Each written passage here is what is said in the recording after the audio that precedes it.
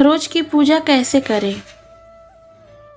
यदि आप रोजाना की पूजा करते हैं पर आपको इसकी सही विधि नहीं पता है, तो आज हम आपको कुछ सरल तरीका बताएंगे जिसकी मदद से आप अपनी रोजाना की पूजा कर पाएंगे और इससे आपके घर पर हमेशा देवी देवताओं का वास रहेगा, जिससे आपके घर पर हमेशा सकारात्मक ऊर्जा बनी रहेगी।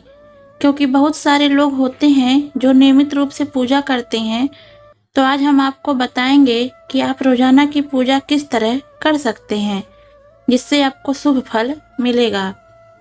पहला है, नहा धोकर तैयार हो जाएं।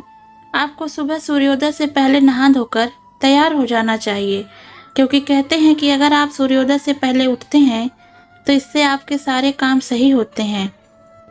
क्योंकि सूरज निकलने के बाद पूजा करना उतना शुभ नहीं होता है जितना सूर्योदय का समय पूजा करने के लिए होता है। यदि आपने बाल धोए हैं तो आपको बालों को खुला ही रखना चाहिए। इसी के साथ आपको श्रृंगार करना चाहिए, पर आपको मार्केट के प्रोडक्ट उपलब्ध नहीं करना चाहिए, क्योंकि पूजा के समय यह सब करना वर्जित होता है। इसलिए आपको नहा धोकर कपड़े पहनने चाहिए और फिर भगवान की पूजा करनी चाहिए। मंदिर की साफ सफाई करें। इसके बाद आपको मंदिर की सफाई करनी चाहिए, क्योंकि आप अगर बिना नहाए धोए मंदिर की सफाई करते हैं तो इससे मंदिर अशुद्ध हो जाता है। मंदिर बहुत ही पवित्र स्थान माना जाता है, जिसकी वजह से आपको नहाने के बाद ही इसे छूना चाहिए।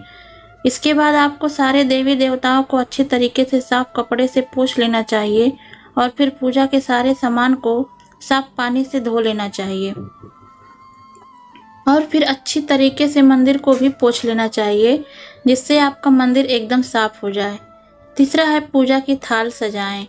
अब बारी आती है पूजा के थाल को सजाने की, क्योंकि मंदिर की सफाई करने के बाद आपको पूजा की थाल सजानी चाहिए, जिससे आपको पूजा के समय बार बार परेशान नहीं होना पड़ेगा।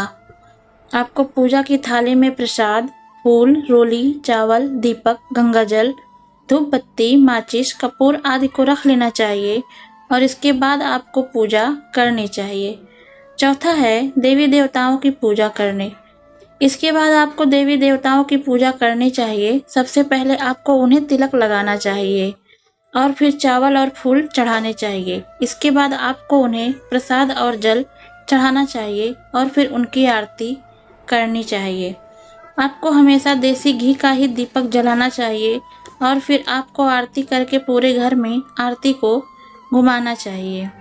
इसी के साथ आपको घर में कपूर को भी जलाकर पूरे घर में घुमाना चाहिए। ऐसा करने से आपके घर की सारी नकारात्मक ऊर्जा दूर हो जाती है और आपके घर में सकारात्मक ऊर्जा आती है। इसी के साथ आपके घर में जितने भी देवी देवता हों, आपको सभी की पूजा करनी चाहिए, क्योंकि इससे आपके घर पर देवी देवताओं का वास रहता है। पांचवा है, तुलसी को जल चढ़ाएं। इसके बाद आपको तुलसी को जल चढ़ाना चाहिए, क्योंकि यह हमारे घर की सबसे पवित्र होती हैं। अगर आपके घर में तुलसी है और आप उसकी नियमित रूप से पूजा करते हैं, तो इससे आपके घर में कभी भी नकारात्मक ऊर्जा प्रवेश नहीं कर पाती है।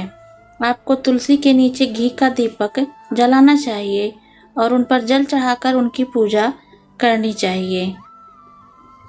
इसी के साथ आपको सूर्य देव को भी जल अर्पित करना चाहिए, जिससे आपके घर पर हमेशा देवी देवताओं की कृपा बनी रहती है। छठवां है, शाम को दीपक जलाएं। जिस तरह सुबह पूजा की जाती है, उसी तरह शाम के समय में भी आपको मंदिर में दीपक जलाना चाहिए, क्योंकि ऐसा करना शुभ होता है। शाम के समय अगर आप पूजा करते हैं तो इससे आपके घर में हमेशा सुख शांति बनी रहती है और आपको ज़्यादा शुभ फल मिलता है।